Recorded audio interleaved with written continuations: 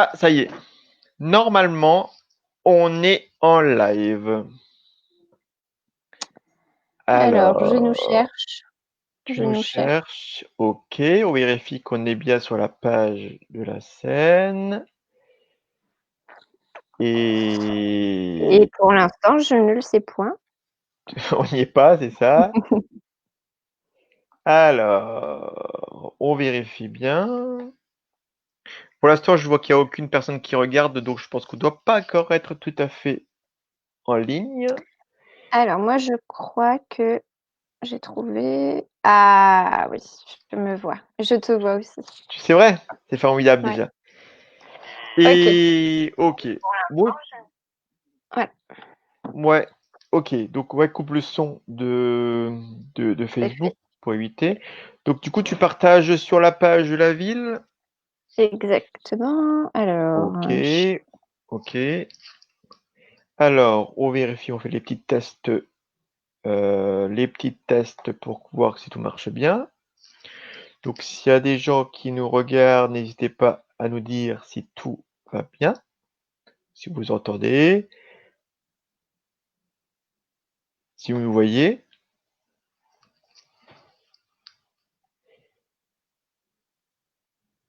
Donc voilà, moi je t'entends bien. Tu partages, tu es en train de partager? je suis en train de partager. Oui. Alors, moi je vais essayer de partager aussi sur ma page. Ta ta ta ta ta. Mon pour avec des amis. Ok, je vais. Alors voilà. Donc je vais partager, voilà, chez moi, sur ma page à moi. Voilà, voilà. Bonjour, bonjour, bonjour à tous. Là, je vois qu'il y a deux Je viens de personnes voir que qui sont connectées. Il y a quelqu'un qui va te passer. On va faire quelques petits tests. euh, Et voilà, là, je vois effectivement que, voilà, on est diffusé également sur la page de la ville de Mutzig. voilà. Donc, Et c'est très encore une bien. fois. Voilà, c'est pas mal du tout. Ok. Ok. Donc, c'est très, très, très bien. Alors, il y a un peu de monde qui est connecté. Bonjour. On fait quelques essais. Alors, vous pouvez nous dire en commentaire si vous nous voyez, si vous nous entendez bien. Alors, n'hésitez pas, qu'on sache où on en est. Bonjour. Voilà, dites-nous si vous nous entendez, si vous nous voyez, qu'on puisse commencer dans de bonnes conditions. C'est toujours mieux. Ouais, c'est mieux. Hello, bonsoir vous deux. Bon, Alors, tu as je pense que ça ça va? fonctionne. Ok. Sinon, on nous l'aurait déjà dit. Ouais, certainement. Ok, super. Je vois effectivement qu'il y a du monde euh, qui est dessus. Ok. Bon, ben, on va bientôt pouvoir commencer. Je vais juste moi aussi couper pour éviter qu'il y ait des perturbations. Alors bonjour à tous, hein, vous êtes sur la page Facebook de la scène Le Rohan pour l'émission Coup de théâtre. On va bientôt commencer puisque on nous entend, on nous voit. C'est le minimum qu'on puisse demander à une émission live. Donc Aurélie, toi tu es OK? Moi, c'est OK, on peut commencer, je pense. OK. Alors attends juste que moi il y a une petite page. Oui, je vous vois et vous entends. Ah, c'est beau. Voilà. Merci, Elisabeth. OK, OK, OK, OK, OK. Alors moi je regarde juste sur la page, j'essaie de me connecter aussi sur la page. Notre invité doit s'impatienter. OK, super, ça marche bien. Par contre, ouais, moi je vois pas les commentaires en fait de. J'essaie de me connecter, je vois pas les commentaires. Alors moi, j'en vois certains sur notre page personnelle et j'en vois certains sous la vidéo. C'est bon, je les vois tous sous la vidéo, moi. Ok, donc je vérifie juste. Super, je vois aussi. Ah, voilà. Hello Jacinthe. Ah, c'est Jacinthe qui vient de La Rochelle. Ah oui, Bon, bah oui, elle est fidèle. Merci Jacinthe. Ah, je vois aussi que Rachel, Flavien. Salut Flavien. Bon, ben bonjour à toutes, bonjour à tous, hein, et bienvenue sur le numéro 5 de l'émission Coup de théâtre. Alors, Coup de théâtre, c'est l'émission live de la scène Le Rouen. C'est le théâtre du Centre culturel du Château des Rouen de Mutzig. Bonjour Aurélie. bonjour Philippe, bonjour à tous. Donc pour commencer, on va peut-être rappeler un petit peu de quoi on a parlé lors des 4 premières vidéos. Hmm. Donc la première émission, on vous a présenté un petit peu la salle de spectacle, la scène Le Rouen, et nous aussi, étant donné qu'on vous y accueille. Lors du deuxième numéro, on a accueilli Laurent Arnoux, notre parrain. Pendant la troisième émission, on a pu accueillir les Pilouchas qui étaient présents en décembre. Et la semaine dernière, on a pu accueillir Arnaud Schmitt, qui était là du coup 2 fois à la scène de Rouen. Ah, c'est un beau programme, hein. On a bien bossé Aurélie. Mhm. Alors, bah aujourd'hui, on reçoit une invitée de marque, mutigeoise. C'est une fille de parents d'enseignants. Alors, elle a quitté Mutzig pour embrasser une carrière d'artiste, metteur en scène, comédienne, intervenante de théâtre. Elle est aussi l'initiatrice de la compagnie Les Euménides, compagnie de théâtre évidemment. D'ailleurs, l'association elle est basée à Mutzig. Et qui voilà, attention, un, 2, 3. Coucou Colline, Bonjour. Bonjour. tu vas bien? Oui, très bien, merci. Tu es à Mutzig ou tu es à Paris? Non, là, je suis à Paris. Ouais, mais tu vois, la technologie nous rapproche. Et oui, exactement. Eh bien, nous sommes heureux de t'avoir avec nous aujourd'hui. Moi également. Donc on va Aurélie, pouvoir commencer oui. par le programme de l'émission. On attend la belle photo qui va avec. Alors, au programme aujourd'hui, donc on aura pas une photo du jour, pas une citation du jour, mais un petit jeu, voilà, de la semaine, changer un petit peu.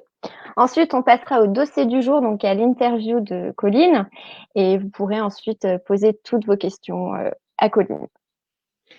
Alors, on va passer tout de suite à la première rubrique, le jeu de la semaine. Alors, le jeu de la semaine. Colline, du coup, il est pour toi ce jeu. D'accord. Parce que si je ne me trompe pas, tu étais présente pour la belle Lys Poire de Motordu Oui, à la exactement. scène de Rouen. Et du coup, je voulais voir si tu étais incollable sur les expressions de Voilà. Motordu, justement. Donc, donc, je t'ai préparé une petite phrase et il va falloir que tu trouves ce que j'ai voulu dire à travers ces mots qui ont un petit peu changé. D'accord. Donc, Donc, j'ai trouvé un linge dans mon râteau. Il était sans manger. alors, j'ai trouvé quelque chose, mais je ne pense pas que ce soit ça. J'ai trouvé un singe dans mon château, mais je doute que ce soit la bonne version. Alors, c'est bien, j'ai trouvé un singe. C'est pas le château, du coup, c'était autre chose. J'ai C'était trouvé un singe dans mon gâteau. dans mon bateau. Dans mon Bateau. bateau. D'accord, très bien. Il était sans manger. Il était sans danger. Exactement. Bravo. Voilà, je me suis un petit peu amusée cette semaine en m'intéressant un petit peu à mots tordus et du coup, je trouvais ça plutôt sympa. Oui. Voilà, donc on va pouvoir du coup passer au dossier du jour. Oui, parce que comme vous l'avez remarqué aujourd'hui, pas d'actualité particulière pour notre salle. Alors, on n'ouvrira pas tant que les protocoles sanitaires sont incompatibles avec une reprise sereine, hein, et surtout une expérience théâtrale maximale parce que les salles au tiers vides, c'est pas trop génial. Mais on envisage toujours de démarrer notre prochaine saison le samedi 19 septembre avec une grande soirée de présentation et le premier spectacle. Alors, notez bien, cette date dans votre agenda. Alors, Colline. Alors, tu es un peu chez toi, finalement, à Mutzig et dans cette salle que tu connais très, très, très bien. Tout à fait. Parmi tous nos invités, tu es la seule à avoir monté des projets dans nos 2 salles à Mutzig, la Oui. Seine-le-Roi et le Dôme. En 2016, tu as monté Georges Dordain de Molière au Dôme. En 2018, Rebelote avec le Tartuffe de Exact. Molière. Et toujours au Dôme. En 2019, tu t'attaques à Marivaux avec l'île des esclaves. Et cette Oui. fois, tu déménages et tu viens chez nous au château des Rohan sur la Seine-le-Rohan. Ces spectacles, tu les as non seulement présentés, mais aussi préparés et travaillés lors de résidences dans notre salle. Oui. Tout avait d'ailleurs à noter, hein, tout avait une scénographie exceptionnelle. Hein. Je veux dire, franchement, j'étais épaté. Et notamment dans l'île des esclaves, on verra quelques photos après, mais c'est la scène est totalement transformée. Oui, Il y a on un a travail de c'est fou. vrai, on fait un gros travail de transformation des lieux. Ouais. Alors, les pièces que tu proposes sont généralement étudiées en classe, donc tu as multiplié les représentations scolaires avec des établissements de tout le Bas-Rhin, si je ne me trompe pas. Oui, à peu près, oui, c'est ça. Voilà. Sauf le collège de Mutzig, mais ça c'est autre chose. Voilà. On ne débat pas aujourd'hui. Et aussi, tu es intervenu dans les écoles auprès des classes directement, si je ne me trompe pas. Tu as aussi animé un atelier théâtre chez nous pendant les vacances de la Toussaint en 2016, je crois, hein, 2016 déjà. Oui, pour un stage sur les fables de La Fontaine. Voilà. Ah ouais, ça date pas d'hier. Hein, Non. Alors, dans tous ces projets, tu avais la double casquette, metteur en scène et comédienne. Et pourtant, tu es aussi venue dans notre salle uniquement en tant que comédienne. Donc, Aurélie en parlait tout à l'heure, avec l'adaptation de La Belle Histoire de Motordu, d'après PEF, donc un spectacle jeune public. En fait, on est vraiment ravis, contents que malgré ton implantation à Paris, cet éloignement géographique, soit toujours présente chez nous avec chacun de tes projets. Et que tu cultives finalement les œuvres classiques pour les mettre à portée de tous. C'est vraiment ça un peu ton but. Et tu amènes aussi les scolaires à la découverte du théâtre et des grands textes du théâtre classique. On a donc quelques photos quand même de tes différents spectacles, parce que ça serait dommage. Alors j'en avais pas beaucoup des photos, mais j'en ai quelques-unes. Alors je vais essayer de retrouver. Non. Alors, ça c'est quoi? Ça c'est Georges Dandin. Georges Dordain. Donc une pièce que je connaissais pas, qui est très peu connue de Molière. Oui, elle est assez peu jouée. Bon, il y a quand même quelques mises en scène qu'on trouve assez régulièrement parce que c'est une pièce avec peu de personnages, mais donc ce qui permet quand même de faciliter les productions parce que la plupart des pièces de Molière sont quand même très denses. Oui, il y a beaucoup de personnages. Là, c'est vrai que là, il y en a un peu moins, donc c'est en un sens plus facile à monter et notamment pour une jeune compagnie. Et donc, on poursuit. Le Tartuffe. Voilà. Bon, en même temps, c'est chronologiquement, on peut deviner un peu.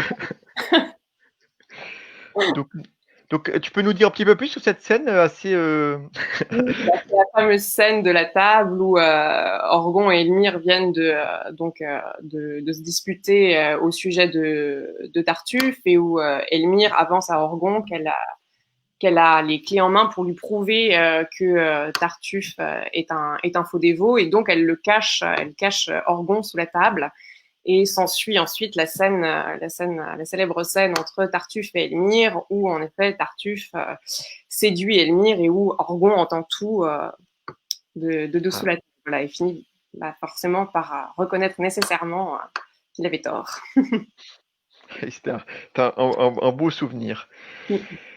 Et ensuite, on en parlait. Voilà, et l'île des esclaves, donc. Donc, l'île des esclaves, où vous avez chamboulé tout notre plateau. Hein. Oui.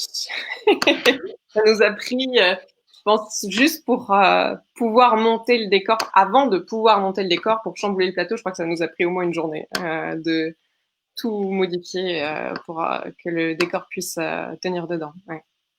Là où effectivement la cage de scène avec les comédiens, et j'ai une photo juste derrière, où on voit un peu mieux donc en préparation.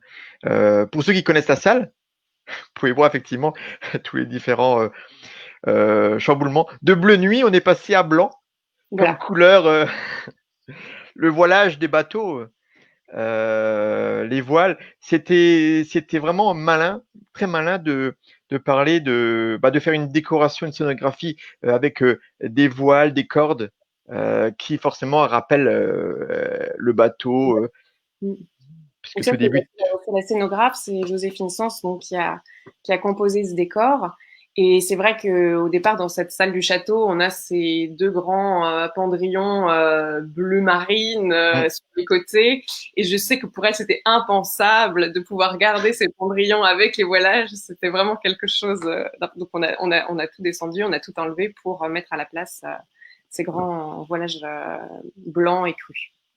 C'est vraiment intéressant parce que finalement, c'est quand tu es spectateur, c'est vrai que tu as ton angle de vision. Et forcément, si on avait gardé sur les extrémités les pendrillons bleus, bleu nuit, ça aurait cassé cette immersion Oui. qui là est vraiment totale parce qu'on est vraiment plongé, on vit sur cette île, sur ce bateau. C'était vraiment, je crois que je te l'ai dit, hein, vraiment remarquable. J'ai vraiment beaucoup apprécié cette mise en scène, cette transformation, ce décor, cet environnement.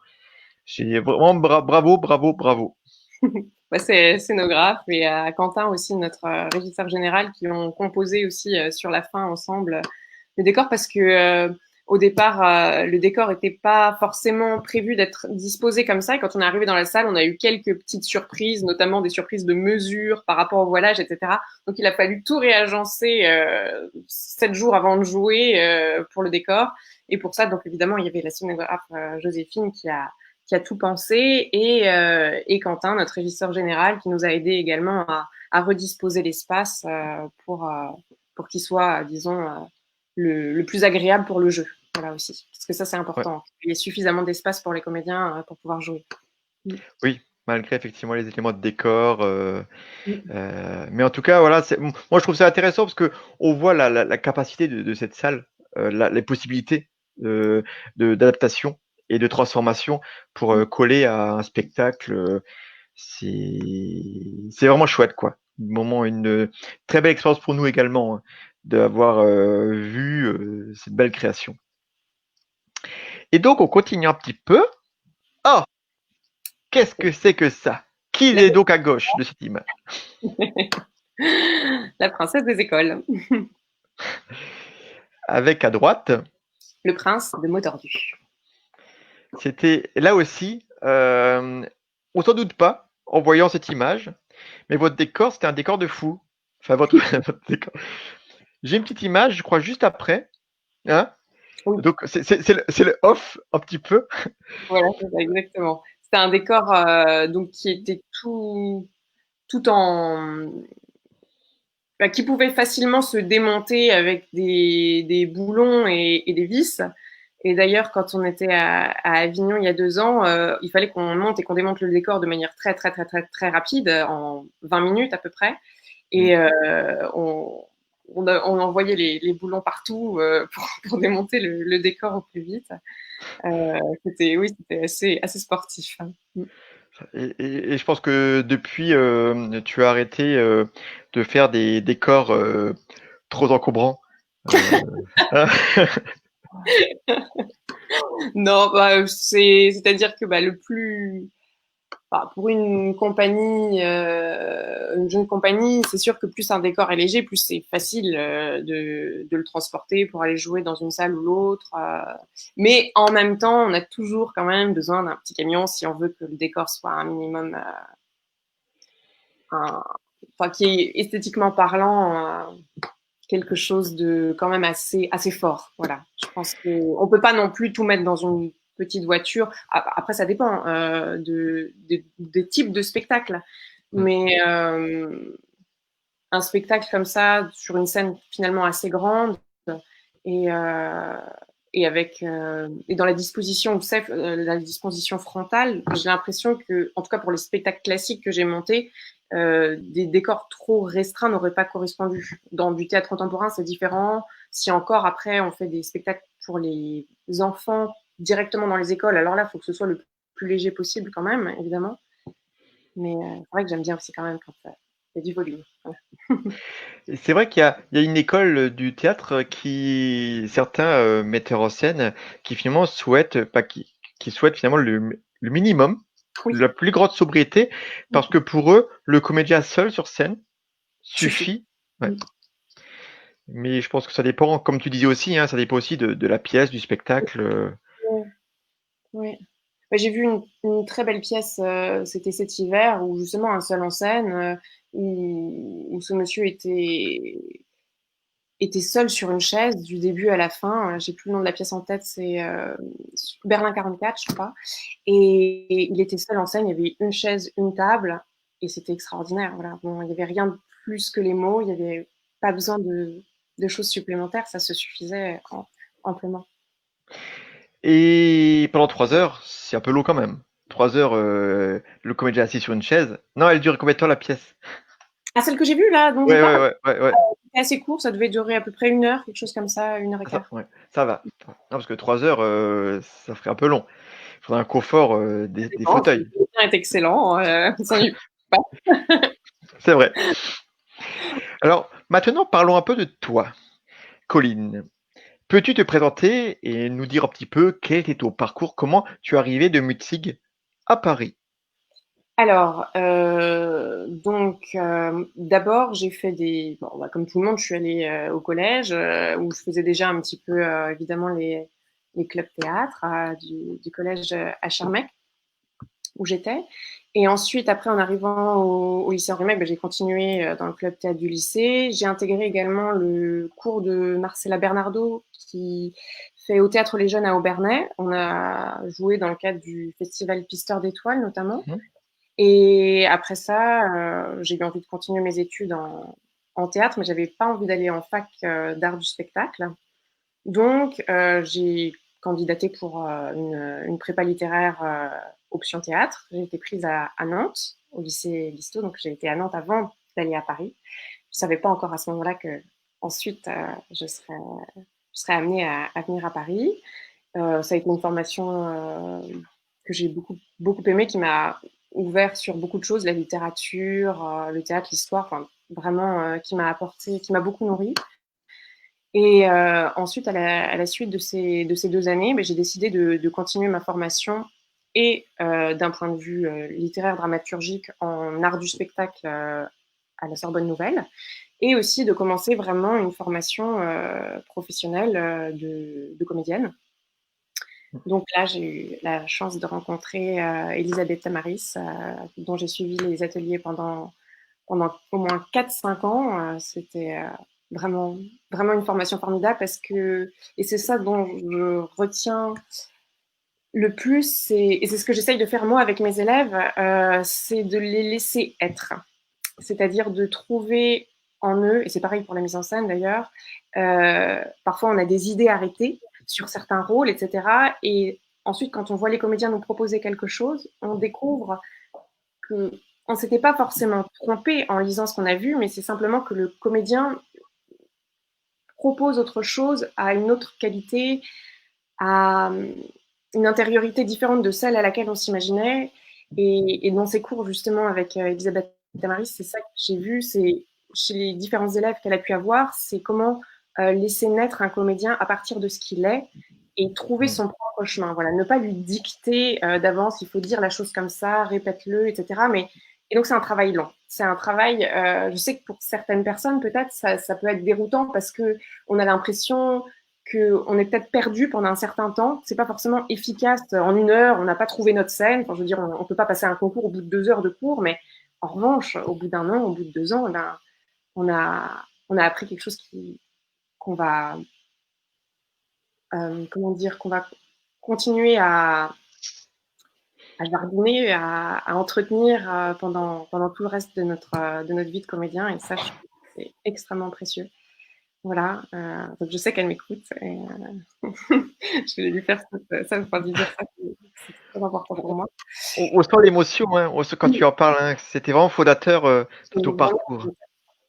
Vraiment fondateur. Et d'ailleurs, je reste en contact beaucoup avec des comédiens qui ont eu son enseignement en parallèle.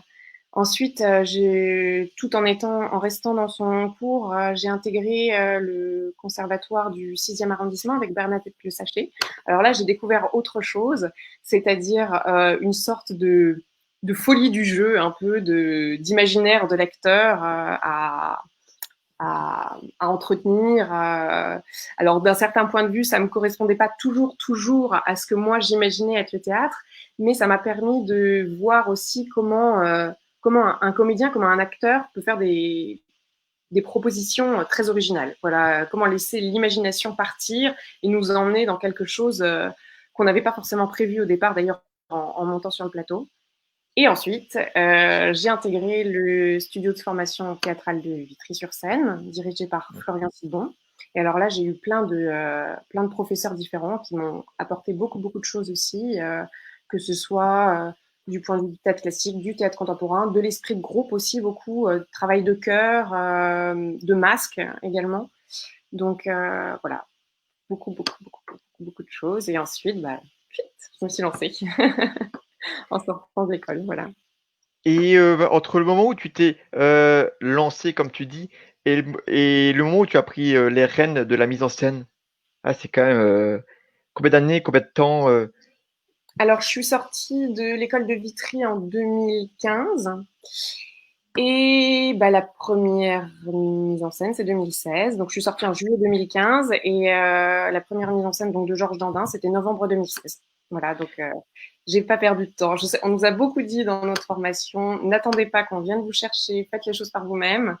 Et c'est comme ça, je me suis dit, je vais pas attendre qu'on vienne me chercher, je ne connais personne, personne ne me connaît, et puis j'avais très envie, voilà, de faire de la mise en scène. Donc voilà, t'as fait le grand saut, mais tu as toujours effectivement fait les deux, donc en parallèle, tu as. Mm. Et donc c'est une passion, ce métier c'est une passion pour toi depuis donc du coup très longtemps. Et donc tes maîtres à penser aujourd'hui, tu les vois encore? Tes différents professeurs qui t'ont influencé, qui t'ont orienté à un moment de ta vie. Oui, alors Elisabeth Tamaris dont je parlais tout à l'heure, oui, on peut dire on a lié une amitié, donc on se voit régulièrement, on s'appelle régulièrement. Je lui demande souvent des conseils aussi Ah pour oui.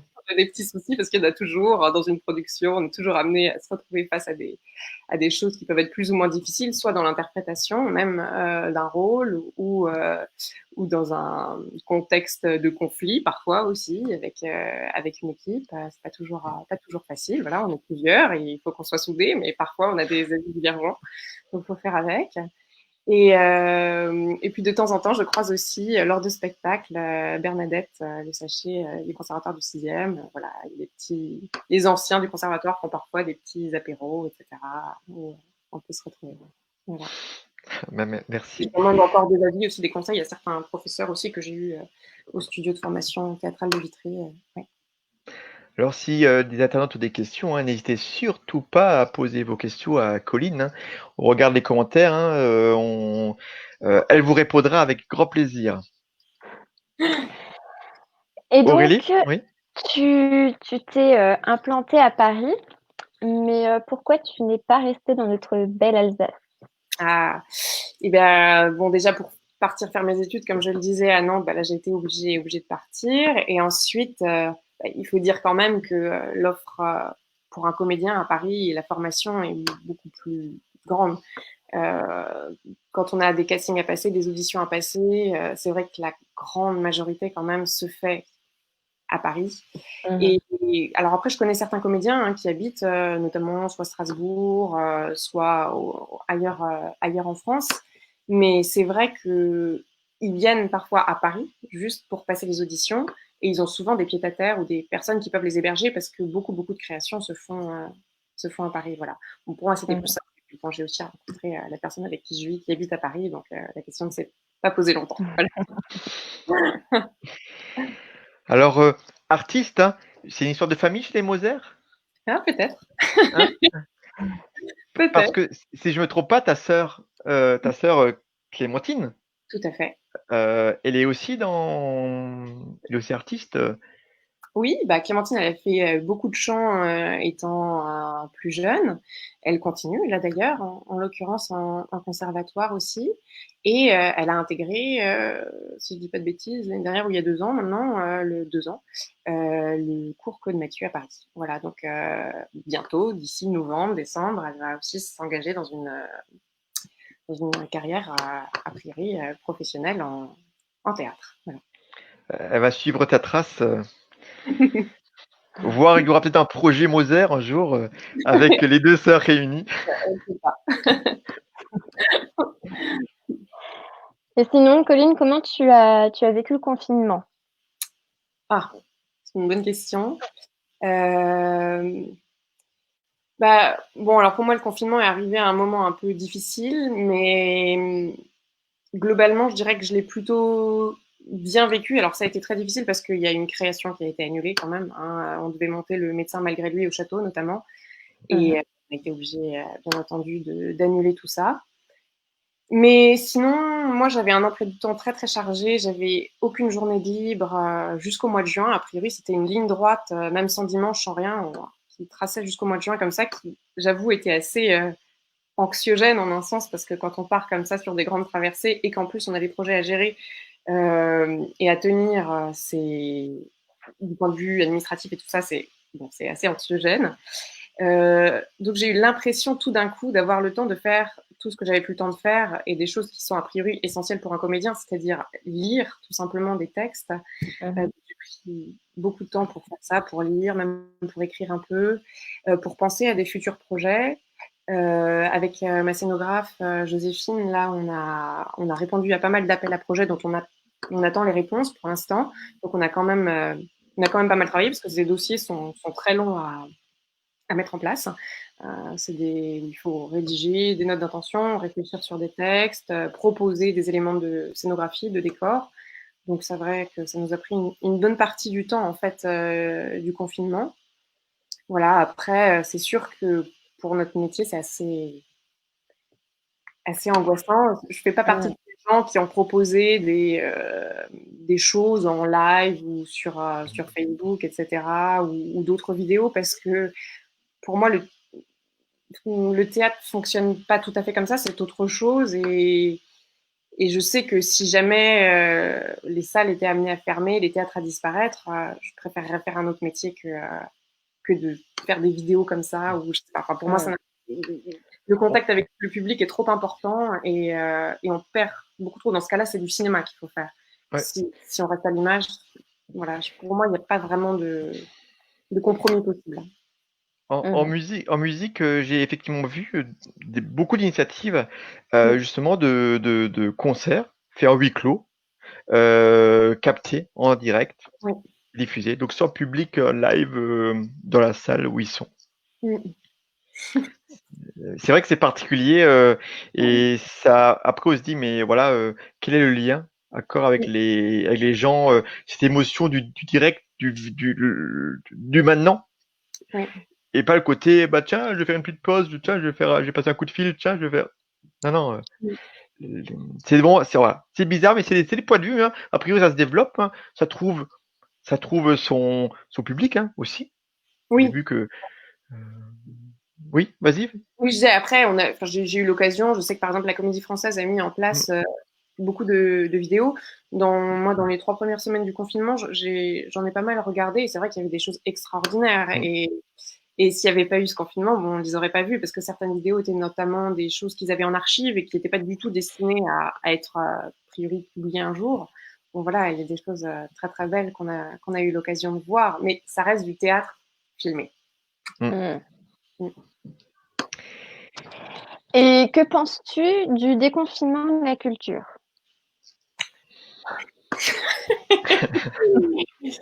Je pense que les annonces qui ont été faites sont quand même un grand soulagement pour beaucoup, beaucoup, beaucoup d'entre nous. C'est-à-dire que cette histoire de l'année blanche, bon, on n'a pas encore tous trop compris comment ça va fonctionner, mais disons que la possibilité de l'avoir, qu'elle soit mise en place, ça va sauver beaucoup, beaucoup de monde. Bon, alors évidemment, la difficulté, c'est pour les personnes qui étaient censées démarrer leur intermittence là dans les mois qui viennent. Donc, pour eux, je ne sais pas trop comment ça va se passer, ça risque d'être très difficile, mais pour les gens qui sont déjà dedans, c'est déjà quand même un grand soulagement parce qu'on sait très bien que les gens ne vont pas retourner facilement dans les salles, même si elles rouvrent. Je pense que le public va être assez frileux et puis on ne sait pas si ça va rouvrir, on ne sait pas si ça va refermer.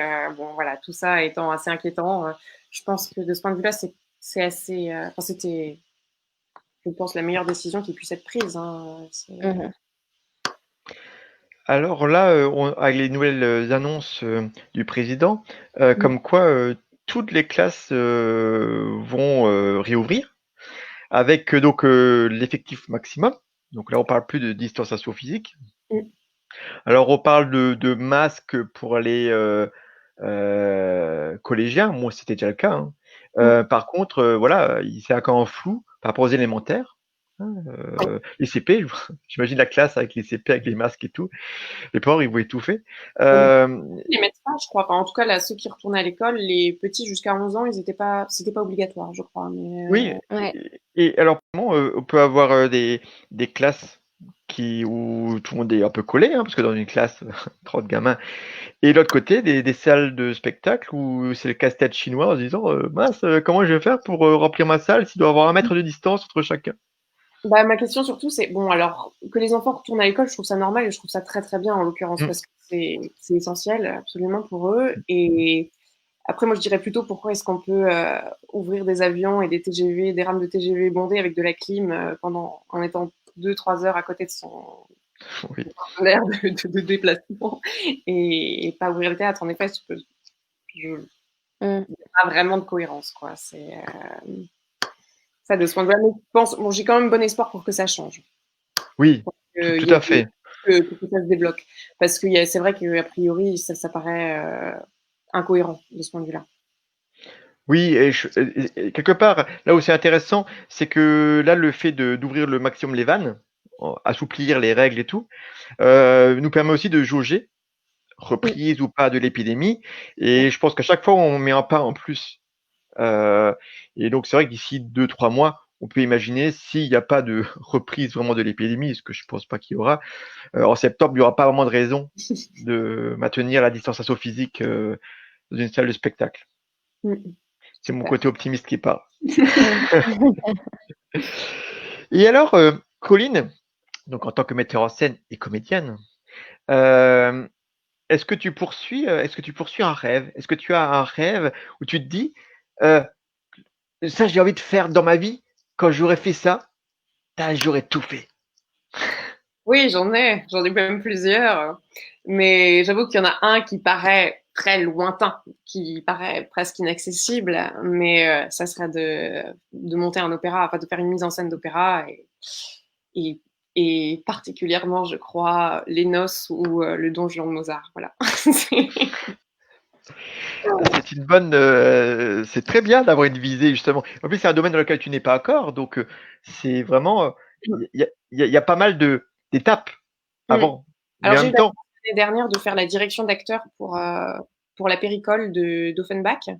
Je faisais pas à proprement parler la mise en scène parce que c'était pas moi qui avais réuni, disons, scénographes, créateurs lumière et costumes. J'ai eu la chance de faire la direction d'acteur avec la troupe Oya Kefale, qui est une troupe de musiciens qui fonctionne depuis des années et des années maintenant, avec bénévoles amateurs, mais amateurs d'un très bon niveau. Et ça a été une expérience, et justement, c'est parce que j'ai fait cette expérience que je me dis que c'est vraiment ça que je rêverais de faire. C'était une expérience extraordinaire avec un groupe, mais formidable. C'est-à-dire que chaque répétition, il y avait, sur les répétitions générales, où il y avait et les musiciens et le chœur et les solistes, je sais pas combien on était, mais il devait y avoir, je dirais n'importe quoi, peut-être 80 personnes, et chacun était à sa place, chacun était Là, au moment où on l'attend, quelqu'un devait rentrer sur scène, il n'était pas là pendant 2 heures, paf, il arrive, il est sur scène, on ne sait pas d'où il est sorti, mais il est là au moment où il faut. Et c'était vraiment une ambiance extraordinaire. Donc, j'avoue que Mais ça m'a un peu. oui, bah, je vois, c'est devenu ton rêve. Alors, dans les commentaires, justement, on te dit qu'il ne faut pas se mettre de barrière et faut foncer.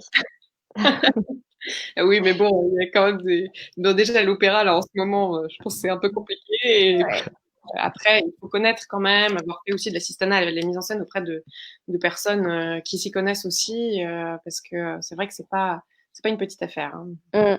Mmh. Ouais. Sinon, est-ce que tu peux nous dire un petit peu quels sont les côtés positifs et négatifs de ton métier? Ah bah, les côtés positifs, il y en a énormément. C'est que, bah, déjà, on aime ce qu'on fait plus que tout. Je dirais que c'est plus qu'une passion, c'est presque une nécessité, en fait, de proposer des textes qu'on aime, de les parler, de les jouer, de les défendre. J'ai la chance aussi de donner beaucoup d'ateliers, de cours avec des enfants. Et quand ça se passe bien, quand les enfants sont heureux d'être là, je dirais qu'il n'y a pas de plus beau métier parce qu'on les voit grandir et être drôle et à la fois émouvant sur scène, prendre de l'assurance. Donc ça, c'est vraiment extraordinaire. Mmh. Euh, Ce qui est très beau aussi dans notre métier, bah, c'est justement le travail de groupe. Le fait d'être avec toute une équipe, quand on est en résidence, on est 5, 6, 7, 8, 10, 20 parfois ensemble pendant 2 semaines, 3 semaines à travailler sur quelque chose. On se lève le matin avec une envie, c'est de monter sur le plateau pour essayer de trouver des choses nouvelles, pour faire avancer le spectacle. Ce qui est très beau aussi, c'est le rapport au public. Euh, Mmh. de sentir la chaleur, la cohésion quand elle se fait, parce qu'elle se fait pas toujours. Mais quand elle se fait, c'est vraiment quelque chose d'extraordinaire. Quand on fait aussi les ateliers dans le cadre des résidences auprès des lycées, notamment des lycées professionnels. On a beaucoup travaillé en partenariat avec le lycée Camille Schneider à Molsheim. Et là, c'est très touchant aussi parce que c'est des élèves qui n'ont pas du tout l'habitude d'aller au théâtre, qui d'eux-mêmes ne vont pas ouvrir un livre et qui partent du principe que, par exemple, une pièce de Molière avec des mots qu'ils ne comprennent pas forcément toujours, c'est de prime abord rébarbatif. Mmh. Et on voit en fait en quelques minutes, en quelques heures, que on peut éveiller leur curiosité, leur intérêt et les faire sortir d'un spectacle en les ayant entendus dire mais Molière c'est génial et ça je trouve ça c'est le Ça, plus c'est beau. beau, ouais. Euh, c'est que des gens qui pensaient que c'était pas pour eux en fait se rendent compte que Molière il a écrit pour tout le monde, c'est pas juste pour des gens qui lisent, qui ont l'habitude de lire ou qui font des études de lettres. C'est vraiment ça parle à tout le monde quoi et ça Mmh. c'est important. Côté négatif, c'est que c'est un métier où on n'est jamais sûr de rien, où tout peut changer du jour au lendemain, comme là, par exemple. Ouais. Euh, ou quand on porte un projet, on a une grande partie administrative aussi à gérer. Et ça, c'est Oui, rébarbatif au plus haut point, mais c'est absolument nécessaire pour montrer que on a quand même une structure juridique qu'il faut mener et il faut montrer aux personnes qui sont susceptibles de nous donner des subventions, etc., que ça tient la route.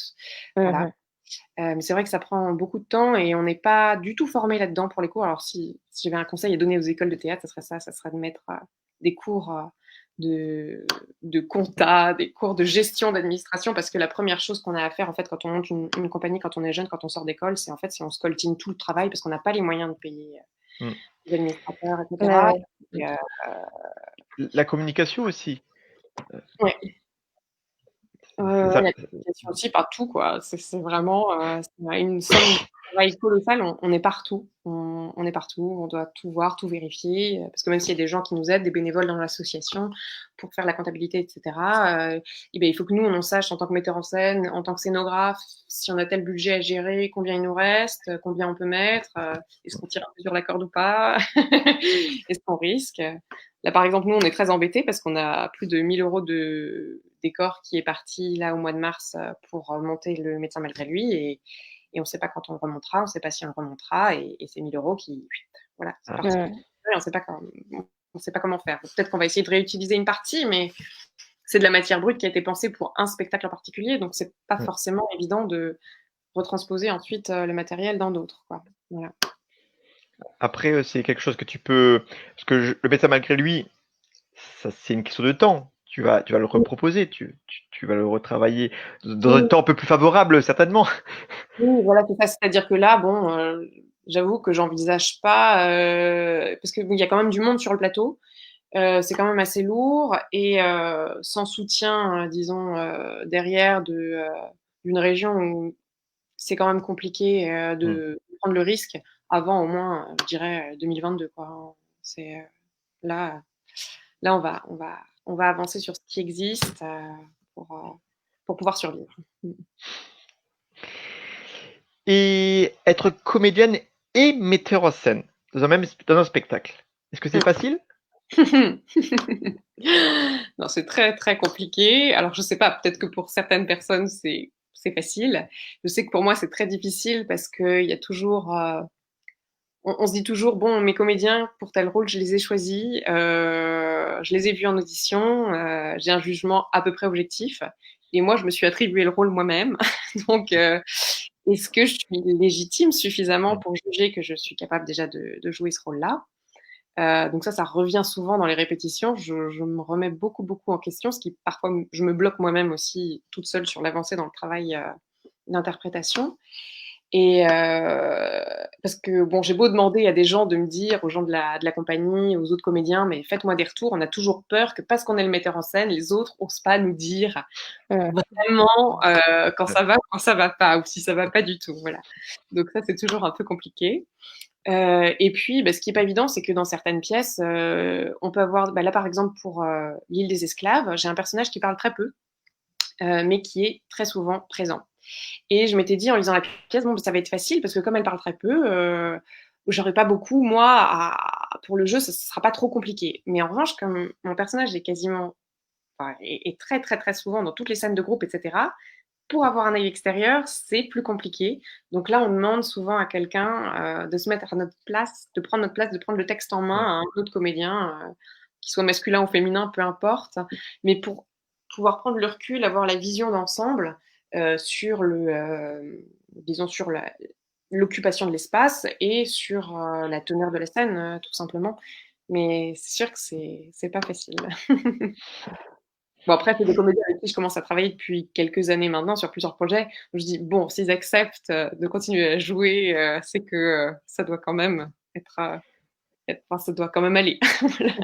Tu as une fidélité avec les comédiens avec qui tu travailles? Donc les comédiens qui ils reviennent Il y a deux comédiens avec qui je travaille là depuis, bah, depuis Tartuffe. Donc, euh, il y a donc Lionel Chenaille et David Brémaud, avec qui je travaille depuis un petit moment. Et la personne qui est, disons, là depuis le début dans l'équipe, en fait, c'est mon régisseur général, c'est Quentin Maudet, qui suit les créations de la compagnie depuis le début et sans qui j'avoue que j'aurais du mal à imaginer créer un spectacle. Voilà. Alors, tu mets en scène pour l'instant uniquement des pièces du répertoire classique. Mhm. Pourquoi? Est-ce que t'as aucune envie de monter du théâtre contemporain ou... Ah non, c'est pas que j'ai pas envie de monter du théâtre contemporain, pas du tout. Bon, évidemment, j'ai un goût pour le théâtre classique qui est assez évident, qui est immédiat, parce que je trouve que c'est des textes qui ont une puissance et une portée très forte, Mhm. qui, à certains égards, parlent peut-être mieux aujourd'hui. Ah, c'est pas tout à fait ce que je veux dire. C'est-à-dire que la puissance des mots est souvent plus forte dans le théâtre classique. Mhm. Les mots ont plus de sens et un sens plus fort, souvent, dans le théâtre classique qu'aujourd'hui, peut-être.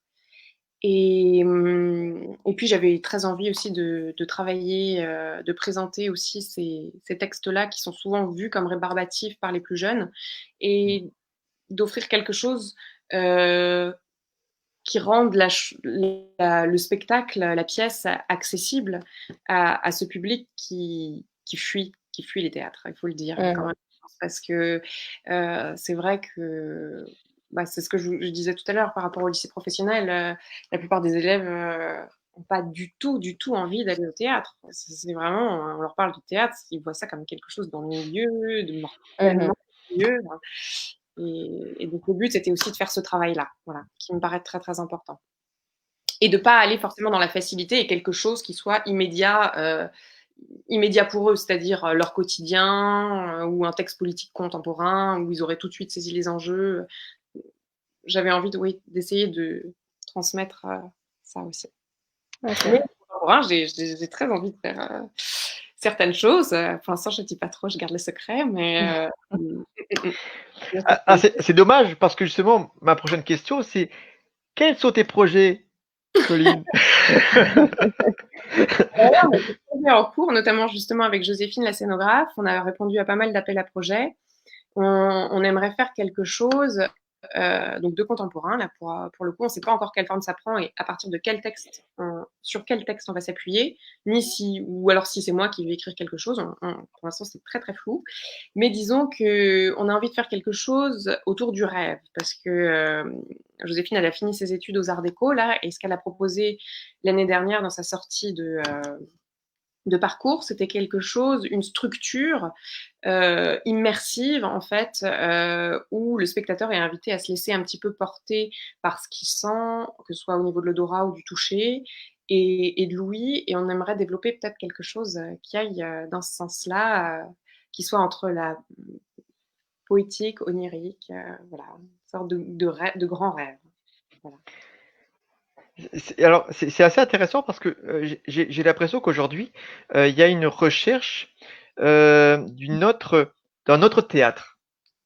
Alors, ce n'est pas dû à cette crise, bien qu'elle arrange bien les choses en termes de jauge, les petites jauges, mais je remarque depuis quelque temps qu'il y a ce côté, on casse les codes, on propose du théâtre autrement. Et donc, il y a un projet, enfin, il y a un spectacle que tu as fait qui s'appelle Memento Mori, Oui. qu'on présente comme du théâtre immersif policier Mm-hmm. et qui ressemble pas du tout à du théâtre classique où on est assis devant une scène. Exactement. Alors, c'est un spectacle dont la première partie est quand même axée sur quelque chose de classique, c'est-à-dire que c'est d'abord les spectateurs sont invités à rentrer dans une pièce où ils vont assister à une première scène.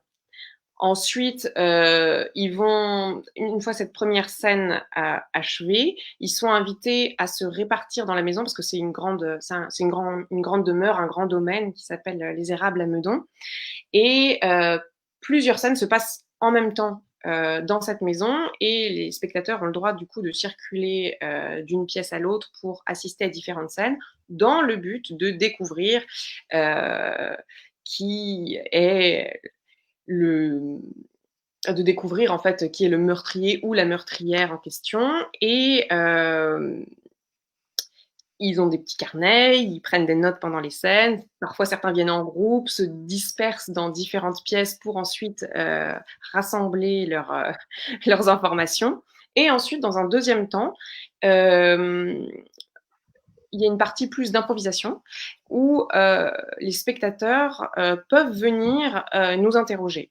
Et nous interroger, évidemment, pas en tant que comédien, mais en tant que personnage que nous incarnons. Voilà, ils ont le droit de venir nous poser des questions et libre à nous de répondre comme nous l'entendons.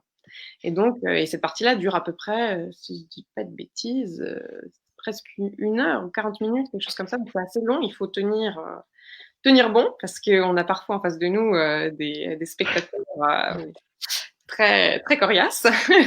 Et en même temps, il faut parfois les rappeler à l'ordre pour pas qu'ils dépassent une certaine limite. Voilà, nos personnages doivent imposer aussi leur présence. Donc, c'est une très belle expérience. Ouais. Alors, comment tu décrirais, ça ressemble un petit peu à un Cluedo géant, Oui. dans la forme où des gens du public qui, eux, ne jouent pas forcément un personnage, mais ils écoutent et après ils posent des questions pour essayer de dénouer le nœud de l'intrigue. Exactement. Oui, et à la fin, le public est invité à se prononcer pour savoir s'ils savent de quoi il s'agit, de qui il s'agit, comment, etc., avant la résolution finale. Et alors, ce format, donc vous aviez un décor naturel, un lieu particulièrement adapté que vous avez eu en permanence pour toutes Oui. les représentations. Donc, il participe aussi à cette ambiance, forcément. Et combien de public vous receviez en fait à chaque fois? Alors, si je dis pas de bêtises, je crois que la jauge maximale est à 70 ou 80 à peu près. Et donc, on avait souvent entre 50, 60 et 80 personnes, suivant les soirs. Voilà. Alors, la question que je vais te poser, elle est un peu bête, mais je pense aussi au côté modèle économique, tu vois. Parce Mmh. que je vois un super lieu, je vois beaucoup de comédiens Oui. aussi, hein.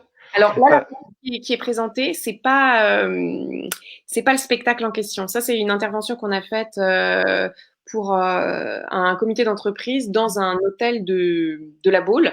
d'accord. Mais le lieu, c'est vrai que le lieu est très grand aussi. On est tout à fait pour que l'endroit est assez imposant aussi, là où on joue Memento. Oui. Oui, parce que pour faire rentrer les gens, forcément, il faut avoir un peu d'espace quand même. Oui. Ouais. Oui, bah, c'est vrai que bah, économiquement, c'est alors bon, c'est pas moi qui fais la production, hein, c'est pas moi qui gère ça, mais je crois que c'est assez serré, hein, c'est-à-dire que la marge entre le nombre de spectateurs nécessaires pour pas être en déficit et le bénéfice est pas gigantesque. C'est ce qui explique aussi que c'est pas des tarifs comme quand on va au théâtre voir une pièce de théâtre dans une salle de 200 places, hein. Les tarifs sont plus élevés parce que forcément, sinon, économiquement, ça Oui. peut pas tenir. Justement, est-ce que ce type de théâtre, tu vas avoir beaucoup d'exemples autour de toi à Paris, où c'est vraiment c'était innovant et la seule. Euh, Alors, je pense que c'est vraiment innovant. En l'occurrence, Cinquième Acte, la compagnie en question, ils sont un peu, je crois, les mieux référencés sur Paris pour tout ce qui est de l'ordre du théâtre immersif. Je sais qu'il y a d'autres pièces qui existent hein, quand même en théâtre immersif. Ils sont pas les seuls, mais moi, j'en ai jamais vu. J'ai jamais eu l'occasion d'en voir, donc pour moi, c'était innovant à la fois en tant que comédienne et spectatrice, en fait, parce que je connaissais pas. Voilà, c'était tout nouveau. et comment tu as été choisi? T'as postulé? Euh, Ah, oui. Ouais, tout simplement en fait. D'ailleurs, on voit sur la photo à droite, c'est le personnage que tu joues. Euh, Oui, c'est le tu, personnage de Cécile. tu pourrais sortir comme ça. Ah, bah, c'est sûr que c'était une autre époque, hein. En plus, on a la chance d'avoir des magnifiques costumes faits sur mesure, qui nous vont tous, enfin, forcément, ils nous vont tous bien, puisque ils sont juste faits pour nous. Et c'est vrai que ça aide tout de suite à se mettre dans le personnage, hein. Ça aide beaucoup. Et d'Ivoire, tu penses que le public touché par ce type de théâtre, c'est un public différent du théâtre classique? C'est très varié. J'ai l'impression qu'on a un public très varié. On a un public qui vient pas mal des escape games, Mm. qui eux, du coup, sont moins sensibles à la partie théâtrale de la pièce, qui sont quand on joue déjà en train de regarder à droite à gauche. De démonter le décor. Mais non, mais lâche le décor là. C'est ça, c'est ça. Et puis on a un public aussi très varié en termes d'âge, hein. On a des très jeunes, jusqu'à des personnes, des retraités aussi, qui viennent.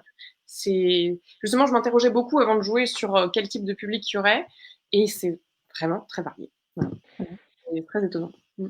Mais et justement, tu parlais des escape games avant, et finalement, les escape games ont fait Avant, on avait un peu les murder party, Cluedo, qui étaient plus réservés à un public un peu initié, un peu fermé. Et Mhm. l'escape game a totalement cassé ça, a permis en fait à chacun de vivre une espèce d'aventure où ils sont dedans, hein, où ils fouillent. Et c'est pas ça le visage supérieur. Tout le monde, il suffit de voir tous les salles qui ouvrent, hein, c'est incroyable. Le fait de pouvoir être acteur et pas juste être simple spectateur Mhm. a vraiment bouleversé. Et c'est devenu un des loisirs, un des loisirs Oui, à la mode. oh, tout à fait. Et c'est vrai que le théâtre, je trouve que en marchant un petit peu dans cette voie-là, ces croisements, hein, ces convergences de différentes activités, c'est peut-être le théâtre de demain, peut-être. Ça, je ne sais pas. Mais oui, ce qui est sûr, c'est que ça a beaucoup, beaucoup, beaucoup de succès. Et puis c'est en train. Oui, il y en a de plus en plus hein, qui sont proposés sur Paris notamment. Ouais, tout à fait. Parce que j'avais vu, bah, tu connais certainement, hein, puisque c'est une pièce qui dure depuis très longtemps, c'est Dernier coup de ciseau, adapté par Azopardi. Donc ça se passe dans un salon de coiffure au début, donc où tu as différents personnages qui circulent, Mhm. et d'un coup il y a un mort. La police boucle le quartier, et tu as le commissaire qui arrive, l'enquête commence. Et là, le commissaire interpelle le public directement par rapport à ce qu'il a vu, en interrogeant les personnes, les incohérences des réponses par Mm. rapport à... Et je trouve qu'on est un peu dans cette atmosphère, sauf que peut-être que la belle époque est plus jolie que le salon de coiffure en termes de cadre. Que la belle époque, oui, ça fait rêver aussi un petit peu. Et puis d'ailleurs, il est demandé le public reçoit une petite invitation en fait avant de venir sur les lieux et on leur demande de venir bien habillés quand même Ah, en ouais. étant respectable. Puis il y en a qui jouent le jeu, qui s'habillent vraiment très bien. Ça doit vraiment être. Et je crois même qu'il y avait une reprise prévue, enfin qu'il y avait une reprise en début d'année, non parce que j'avais vu sur le site un petit peu. Alors, nous, on a fait la reprise. En fait, il y a deux équipes. Il y a une première équipe Hmm. qui a fait la création à la Toussaint dernière et à Noël. Et nous, on a fait la reprise. Et donc, ils ont mis deux équipes pour être sûr d'avoir, comme on est nombreux, que puisse y avoir une alternance facilement. Parce que sinon, c'est vrai que sur des pièces comme ça, si on attend que tout le monde soit tout le temps disponible, c'est très, très compliqué puisqu'on a chacun des projets à droite à gauche. Hmm. Et donc, nous, on a fait la reprise en février. Et là, bah là, on espère qu'une reprise soit prévue pour la rentrée jusqu'à Noël. Voilà. En tout cas, à mon avis, il n'y aura pas de souci à ce niveau-là et je pense que le public va vraiment être au rendez-vous. C'est vrai qu'on manque un peu de projets comme ça par chez nous, mais c'est des choses, je pense, qui vont venir aussi. C'est aussi des générations de production, de metteurs en scène. Oui. Euh, voilà, Faut ça va. avoir les reins assez solides parce que c'est comme c'est des grosses productions quand même, ça peut pas être fait par n'importe qui. C'est-à-dire qu'il faut déjà avoir quand même un pied dedans pour pouvoir s'en sortir justement de ce point de vue-là, quoi. Hmm. Aurélie? Alors, petite parenthèse, je crois que ta maman t'envoie des gros bisous. Je Ah, crois qu'elle te regarde. Si elle s'appelle bien Christine, je t'envoie des gros bisous. Je vais faire comme au spectacle de fin d'année, comme les enfants au spectacle de fin d'année qui continuent à faire leur texte en jouant. Papa,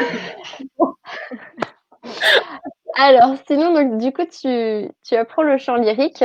Donc, c'est une nouvelle corde à ton arc. oui.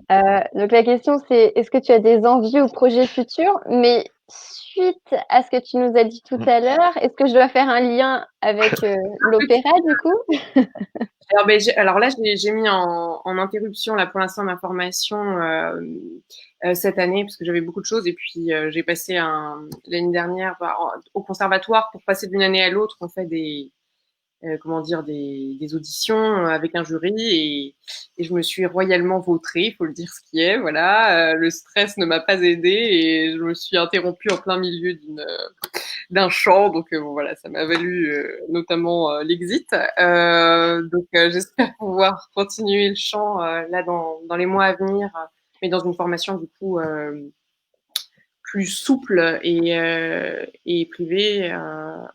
Pour pouvoir continuer parce que chanter, c'est quand même un grand bonheur. Bon, alors, j'ai pas des facilités extraordinaires, hein, faut dire ce qui est. Je ferai pas carrière dans le chant lyrique, ça c'est certain.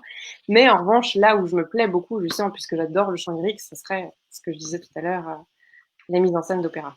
Voilà. Mm. Et voilà. Et peux-tu nous expliquer hein, le processus de la création d'un spectacle et aussi l'importance d'une résidence artistique? Oui. Alors, le processus d'une création d'un spectacle, bah, c'est tout d'abord une envie d'un texte qui part de pas forcément grand-chose parfois, mais qui se prolonge et qui nous tient.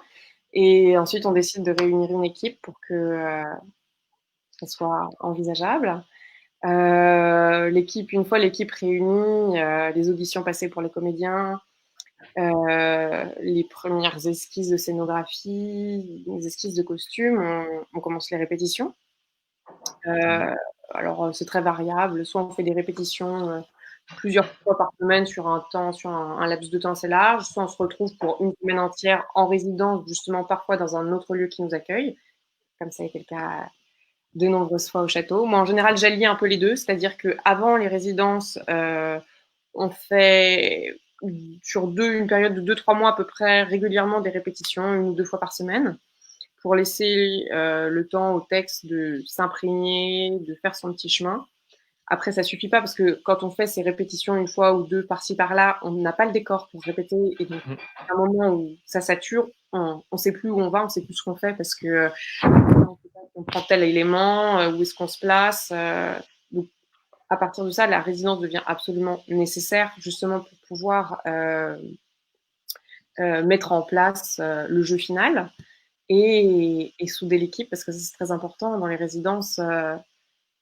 On a ça nulle part ailleurs. Je pense si on répète tous en rentrant chez soi le soir, ça fait pas le même effet à la fin de la semaine que si on est tous, j'aimerais pas employer cette expression, mais confinés ensemble. C'est à propos. Ça fermente en fait, voilà, ça fermente. Bon, parfois ça explose aussi, mais la fermentation a tout de même du bon. Et donc ces résidences où on répète de 9h à minuit parfois, hein, parfois c'est très difficile. J'ai souvenir comme ça pour une petite anecdote, quand on montait Tartuffe, moi j'étais en répétition de 9h à minuit parce que bien sûr je faisais la mise en scène et le jeu et je pouvais pas quitter le plateau et j'ai un comédien qui avait absolument besoin de répéter, qui trouvait qu'il répétait pas assez son rôle. Et il me disait, mais moi, je répète pas assez, je répète pas assez. Je disais, mais je peux pas faire plus que 9h minuit. S'il faut que je joue aussi et que j'ai les idées claires pour donner des indications, je ne peux pas faire plus que ça. Donc voilà, bon, c'est des temps très denses, très complets où on sort, quand on a fini cette résidence, on sort épuisé souvent, mais heureux. Et puis souvent, il y a la représentation qui clôture ces résidences. Donc, il y a un grand moment de bonheur. Et c'est un peu comme ça que ça fonctionne. Je ne sais pas si j'ai répondu exactement à la Oui, question. oui. Oui, tout à fait. Non, non, c'est intelligent ce processus qui finalement, il y a énormément d'étapes, c'est énormément de travail, c'est sur, sur une durée Oui, importante. oui, oui. Oui.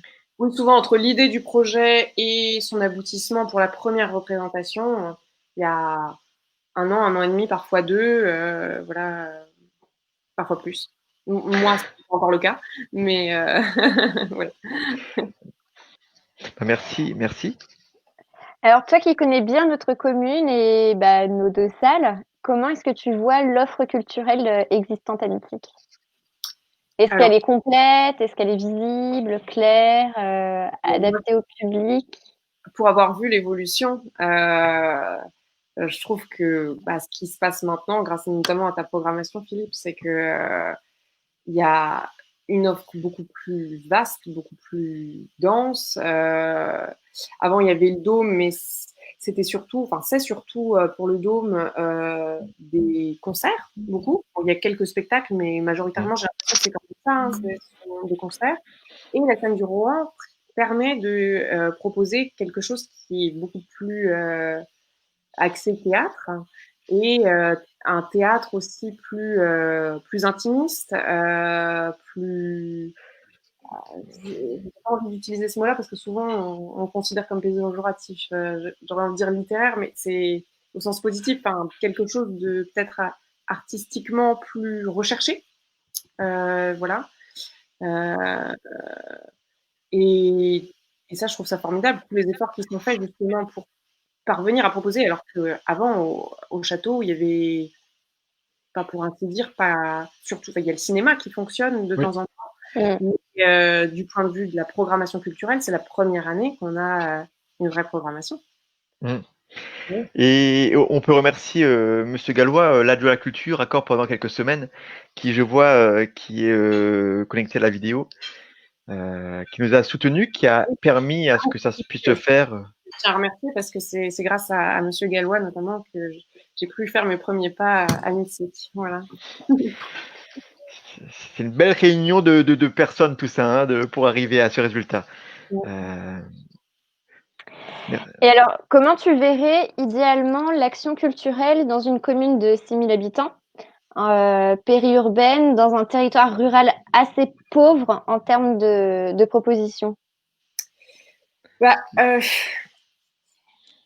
La première chose, je pense, et qui est la plus importante, c'est de sensibiliser les publics et les publics les plus jeunes. Et ça, j'en avais déjà parlé, notamment tout au début avec Monsieur Gallois, justement. Le but, c'était ça. On parlait notamment parce qu'à l'époque, c'était le Dôme. Et ce qu'il faut faire absolument, c'est faire venir les jeunes au spectacle pour qu'ensuite nos jeunes spectateurs soient nos spectateurs de demain et que la chose se poursuive.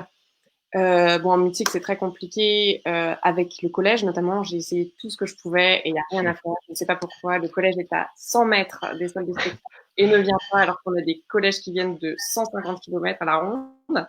Bref. Mais avec les primaires, ça marche. Ça fonctionne. On a fait des interventions, notamment, ils sont venus voir l'île des esclaves, ils sont venus voir Motordu. On a fait des interventions même sur des spectacles qu'ils ne venaient pas forcément voir parce que les spectacles n'étaient pas tout à fait adaptés, mais dans le cadre des résidences, on a quand même fait des ateliers avec eux. Et ça, c'était très, très chouette. Après, pour développer encore plus, justement, après, c'est une question aussi financière, hein, c'est tout bête, mais faire peut-être des appels à projets, proposer une enveloppe à certaines compagnies sur une année, des compagnies qui seraient là régulièrement pour justement sensibiliser les enfants, faire un travail avec eux sur le terrain, proposer de les accompagner aussi dans des spectacles que eux-mêmes se produisent sur scène pour qu'ils voient ce que ça fait. Après, je sais pas, il y a des salles qui achètent des spectacles. Alors ça, après, c'est compliqué parce que suivant les budgets des communes, c'est pas forcément possible. Voilà. Mais c'est sûr que il y a une grande partie quand même de budget nécessaire pour que des choses intéressantes puissent se faire, parce que les gens qui ont les moyens vont accepter forcément des projets sur lesquels ils sont rémunérés et on peut pas leur reprocher ça parce que c'est vital. Hein. On est intermittent, on a besoin de faire nos heures. On fait beaucoup de choses. Les gens ne le savent pas toujours, mais on fait beaucoup de choses de manière gracieuse parce que c'est comme ça. Les compagnies n'ont pas forcément l'argent toujours pour nous rétribuer sur les répétitions, etc. Mais en revanche, c'est vrai qu'on ne peut pas faire ça tout le temps. Donc voilà. Après, des festivals aussi. Je pense que ça pourrait drainer beaucoup de public, faire par exemple un festival à telle période, plusieurs spectacles autour d'un thème, ouvrir les scènes, par exemple que le festival se déploie sur plusieurs scènes aussi, que ce soit le château, le dôme, la scène extérieure du dôme, des lieux potentiellement en extérieur. Là, c'est ça qu'on est en train de voir aussi aujourd'hui, c'est que nous, l'île des esclaves, on l'a joué pour l'instant en salle. On devait le jouer en extérieur à Paris, au mois de mai, ça a été annulé.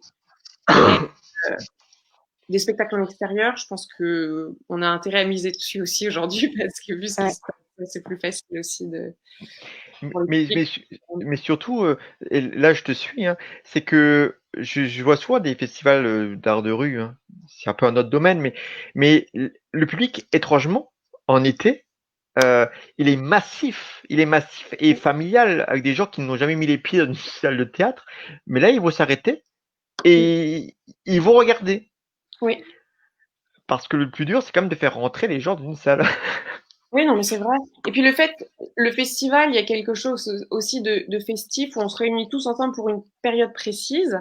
Donc souvent autour, il y a évidemment aussi des petits, que ce soit des buvettes, des choses comme ça. Enfin, ça paraît idiot comme ça, mais ça donne une forme globale à la chose et ça attire les gens sur plusieurs aspects. Et peut-être que ça pourrait permettre d'agrandir la visibilité pour le public et ensuite de le faire venir en salle, justement. Ça pourrait être une solution. Oui, effectivement, quelque chose de. Il faut avoir une vitrine, quelque chose hors de la salle, parce Oui, que sinon ça reste trop. Pour les plus éloignés, ça reste trop finalement abstrait. Ça reste toujours abstrait. oui, Il faut qu'ils puissent voir. Et pour qu'ils puissent voir, il faut que ce soit quelque part dont ce public est familier. oui. Donc il y a vraiment une vraie réflexion, un vrai travail là-dessus. Euh, mais c'est pertinent. Et pourquoi pas partir de quelque chose qui serait de l'extérieur et qui conduirait ensuite dans une suite de spectacles vers l'intérieur. Et puis comme ça, on aurait, on aurait des gens à aller devant. Comme le joueur de flûte de Hamelin. En tout cas, merci en tout cas pour les idées. En tout cas, c'est très bien. Et dis-moi voir, avec cette épidémie, on a donc pu voir, on en parlait tout à l'heure, de différentes propositions alternatives de diffusion de captation ou plus loin, parce que la Comédie Française a fait plus que de diffuser uniquement leurs archives. Avaient aussi un programme original Oui. avec des comédiens. C'était vraiment une vraie proposition. Mais est-ce que tu penses il va y avoir une mutation du métier de comédien, de la création artistique, des spectacles à venir post-épidémie? Bah, c'est pour ça que je parlais beaucoup de l'extérieur parce que là, on est entre guillemets sain et sauf, c'est-à-dire qu'on risque beaucoup moins de contamination, de choses comme ça. Et bon, après, on est tributaire du temps, hein. Donc là, évidemment, on peut difficilement proposer des spectacles extérieurs en plein hiver. Ouais. Euh, Après, pour d'autres formes, je sais pas parce que ça demanderait de repenser complètement les structures. Et il y a des structures pour lesquelles c'est impossible. Je veux dire, par exemple, à l'opéra comique, ils vont changer de sens, c'est-à-dire mettre le public sur scène et les chanteurs dans la salle, parce que la salle est très grande et donc ça pourrait permettre de conserver les distances, etc. Mais bon, ça c'est possible à l'opéra comique, mais c'est C'est l'exception. c'est difficilement possible ailleurs. Et ouais, de ce point de vue-là, je sais pas. C'est une grande interrogation. Comment se renouveler quand forcément on invite un public à venir s'asseoir les uns à côté des autres. On peut faire des structures un peu alternatives. C'est justement à ça qu'on réfléchit avec Joséphine, mais après c'est des structures alternatives. C'est pas du théâtre au sens Oui. classique et les salles vont pas disparaître pour autant. Donc je sais pas. Je pense pas que je sois bien placée pour envisager de nouvelles formes. Après, on a l'impression que toutes ces initiatives, comme par exemple la laiterie, la salle de concert à Strasbourg, qui fait un concert en respectant la distance de 1 mètre, et on se retrouve avec une photo totalement surréaliste de gens tous les mètres, avec des gros vides devant la salle. J'imagine le groupe qui jouait sur scène, il devait être super enchanté de jouer devant des gens perdus parce qu'il n'y a pas cette énergie, cette ambiance. On sent ça dans une salle, par exemple, quand le public est pas réuni, quand le public s'est dispersé parce qu'il s'est assis où il voulait, etc. Pour nous, c'est horrible parce que il y a pas, on sait qu'il y aura pas l'esprit de chœur en fait que le public nous apporte en étant tous ensemble. Mm. On dit aux gens avancez, avancez, pour pas jouer justement devant une salle entre le vide et des petits individus comme ça perdus par-ci par-là. Mm. Oui, c'est vraiment, ça reste la clé. La difficulté du spectacle vivant, dans le fond, hein, il y a besoin de ce monde, que ce soit pour l'énergie, le partage, Mm. mais économiquement aussi, puisque contrairement au cinéma, qui lui peut fonctionner avec moitié de salle pleine ou pas, le spectacle vivant, à la base, il faut que les salles soient quand même remplies pour que le théâtre puisse. Mais c'est pas une bobine, donc du coup, les comédiens sont là et sont forcément là. Donc, qu'on joue devant 2 personnes ou 100 personnes, on est présent, on doit se rémunérer. Donc, c'est vrai que c'est très compliqué. Régisseur, enfin les différents métiers qui soient là à ce moment-là. Mm. Très bien.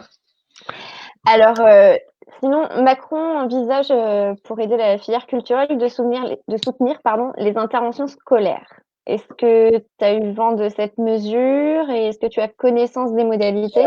Pas regarder en détail, c'est le 2S2C. Oui, c'est ça. Alors globalement, de ce que j'ai cru comprendre, c'est que le budget est pas extraordinaire qui est alloué, c'est-à-dire que c'est, je crois, 110 € est donné aux écoles pour une journée. entière. Alors, je sais pas. Alors là, je veux pas dire de bêtises parce que je sais pas si c'est 110 € pour la journée, si l'intervenant est censé faire la journée entière, ou si on alloue la somme de 110 € et les écoles se débrouillent comme elles l'entendent pour rétribuer l'artiste en question.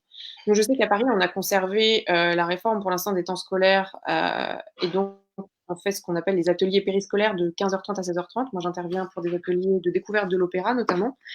Et, et donc, chez nous, ça existe toujours. Bon, là, évidemment, ils sont suspendus, puisque Oui. les enfants n'étaient pas à l'école. Mais à Paris, c'est déjà existant. Voilà. Ça a été annulé dans les autres endroits. Je sais pas. Du coup, c'est une façon, j'ai l'impression, de remettre quelque chose qui existait déjà, en un sens. Mais, Ceci dit, ces aides-là peuvent permettre dans des lieux où ils n'avaient pas les budgets tout à fait. de le proposer, tout simplement. Après, est-ce que ça sera durable ou ça sera comme les activités péréducatives où les communes avaient les aides de l'État à un moment et ensuite, pouf, plus rien.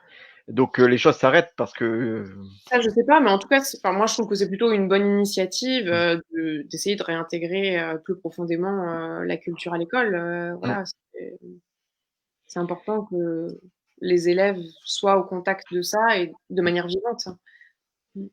mais là, c'est vrai qu'avec les vacances scolaires qui arrivent, alors ils veulent bien avoir ce côté vacances apprenantes sur la base du volontariat.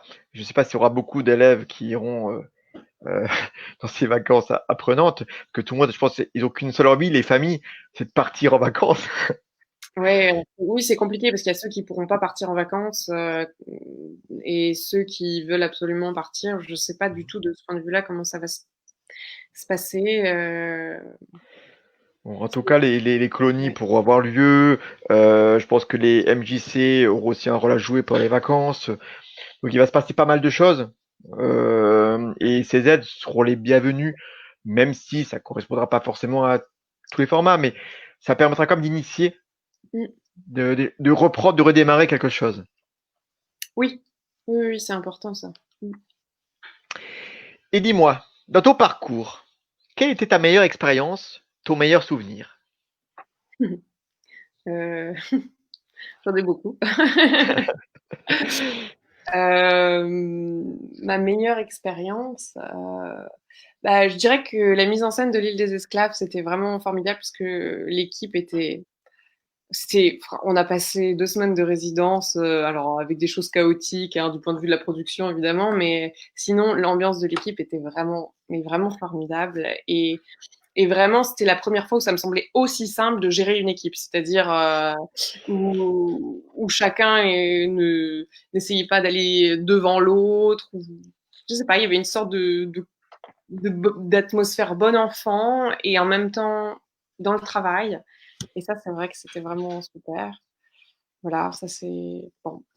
Je sais pas, ça répond à la question, mais Oui, oui, oui, non, mais je suis d'accord à partir du moment où tu as, parce que finalement, dès que tu es avec un groupe, tu as forcément les interactions des uns des autres, les égos des uns des autres parfois, et quand ça marche bien, quand ça roule comme ça, bah, ouais, c'est toute une épine enlevée du pied. Euh, et ça permet de s'intéresser vraiment oui. au projet. Donc, comme ça, c'est formidable aussi. Bah, c'est l'équipe de Memento Mori où c'est pareil, il y a une sorte de cohésion de groupe incroyable où on est ravis de se retrouver. Enfin voilà, ça c'est toujours un grand bonheur. Ah, c'est super. En tout cas, c'est un beau souvenir parce que voilà, je pense que tu fais aussi dans ton avancement de tes projets. L'île esclave, je pense à chaque projet, tu mets la barre un peu plus haut. Oui. Tu le remarques ou tu le remarques pas, hein, mais il y a une évolution qui se construit aussi et à chaque fois, voilà, tu montes une marche. Ah, Et la j'ai dernière, un autre projet qui était formidable aussi, les chaussures rouges, bon, qui oui. devait jouer au château et qui n'a pas pu, mais ça c'est pareil, une équipe géniale. Ouais, absolument. Ouais. Mais bon, je pense que c'est vraiment les rencontres, hein, tout est dans l'humain finalement. Oui. Ah, enfin, je dis ça, en fait, il y en a plein auxquels je pense là tout de suite qui arrivent. Oui. Bon, voilà. Vite alors, changeons vite de question avant que. Justement, on arrive sur la fin des questions. On en a encore quelques-unes, mais du coup, elles vont être un petit peu plus rapides.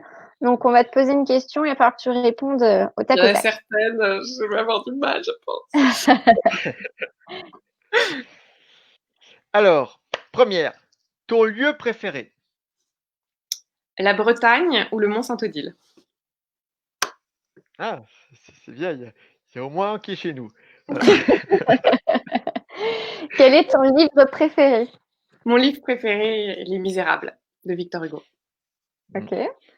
Ton film préféré? Rocco et ses frères, de Visconti. Ta série préférée?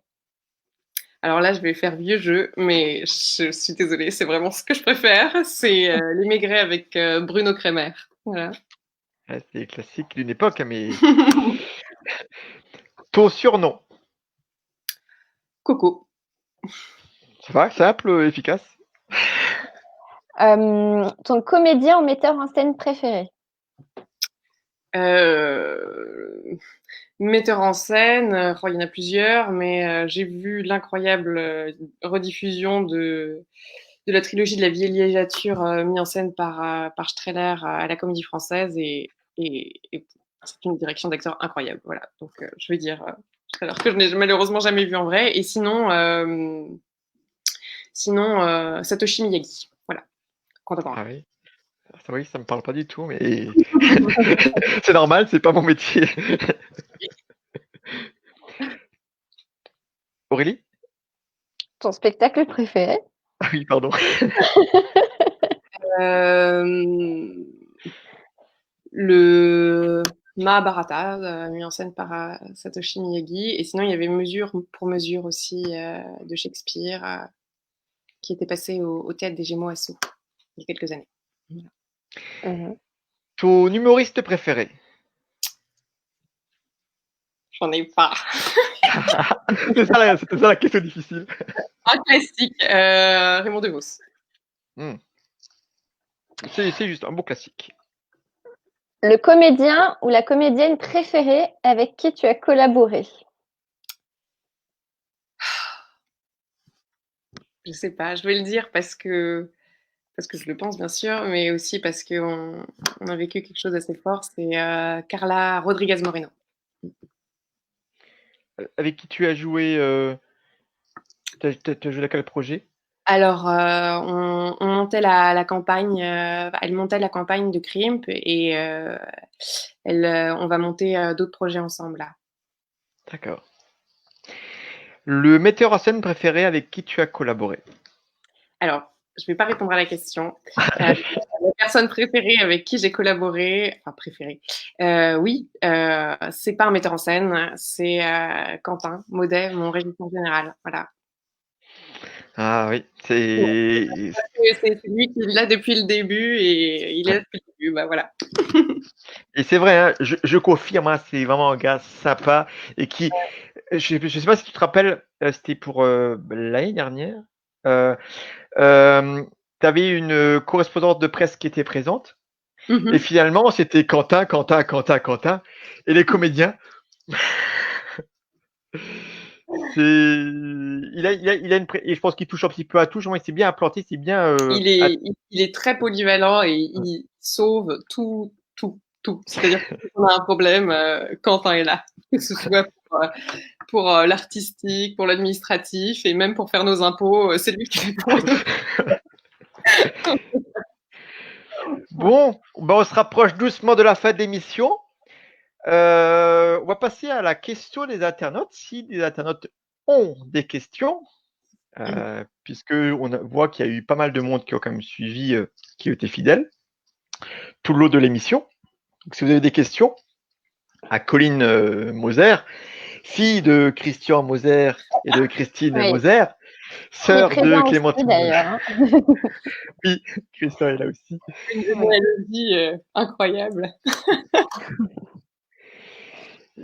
Donc, si vous avez des questions pour Christine, pour Colline, n'hésitez surtout pas. C'est vraiment l'occasion. Là, donc voilà, tu as quand même parlé de ton parcours, de ton métier, de tes expériences. Donc je trouve ça vraiment très intéressant, même pour ceux qui ne sont pas comédiens. puisque c'est souvent l'envers du décor, c'est la partie que, en tant que spectateur, on n'a pas, qu'on ne connaît pas, que c'est quelque chose de très artisanal, le théâtre, et de très humain, parce que c'est forcément, c'est collectif. Alors, est-ce qu'il y a des questions? Est-ce que Papa Moser ou Maman Moser veut poser une question pour dire qu'il y avait des questions? Papa Moser, il n'a pas posé de questions, mais il a réagi tout à l'heure en disant que le théâtre à l'école, c'est extraordinaire, que ça permet aux enfants qui, par ailleurs, ont des difficultés de s'extérioriser, de prendre de l'assurance et avoir confiance en eux. Voilà. C'est juste. Donc, s'il n'y a pas de questions, alors il y a un petit délai parfois entre le moment où les gens tapent au clavier et s'ils tapent avec un seul doigt, et c'est un doigt où il y a un pansement, donc il est très gros et qu'il y a beaucoup de corrections. Ça peut être assez long. Mais non, pas de questions. Bon, ben on va clôturer alors. On vous voit quand vous nous manquez. Question de Maman Moser. Écoutez, je ne sais pas. Pour l'instant, c'est en suspens. Voilà. On attend de voir de quoi l'été sera fait et quelle sera notre programmation théâtrale pour l'été, justement, pour la compagnie, avant de savoir quand est-ce qu'on part en vacances. Ok. Bon, ben, on va peut-être pouvoir passer du coup à la conclusion. Oui. Donc, vous pouvez nous retrouver lundi prochain, donc le lundi 22 juin, toujours à 18h30. Et cette fois-ci, ce sera en compagnie de la comédienne Rosie Polastro, qu'on avait eu la chance de voir le 14 septembre pendant le Malade imaginaire en la majeure, donc pendant la soirée d'ouverture de saison, qui était notamment avec Raphaël Calandro et Arnaud Schmitt, et qui du coup a plus d'une corde à son arc. Donc voilà, on a hâte de la recevoir. Et puis en attendant, vous pouvez suivre l'actualité de Colline sur Internet, donc via Facebook, Instagram, son site. Et voilà, et donc, autre merci encore beaucoup, Colline. Alors, tu vas avoir droit au mot de la fin. Et je rappelle qu'après ton mot de la fin, il y a la grimace conclusive. Ne la ratez pas. Oui. Alors, le mot de la fin, c'est-à-dire, je vous dis ce que je veux? Oui. Et ben, le mot de la fin, c'est continuer à aller au théâtre quand ils rouvriront. Continuer à faire vivre le théâtre et puis on a hâte nous de nous retrouver de notre côté pour vous présenter l'année prochaine quelque chose, voilà. Grimace.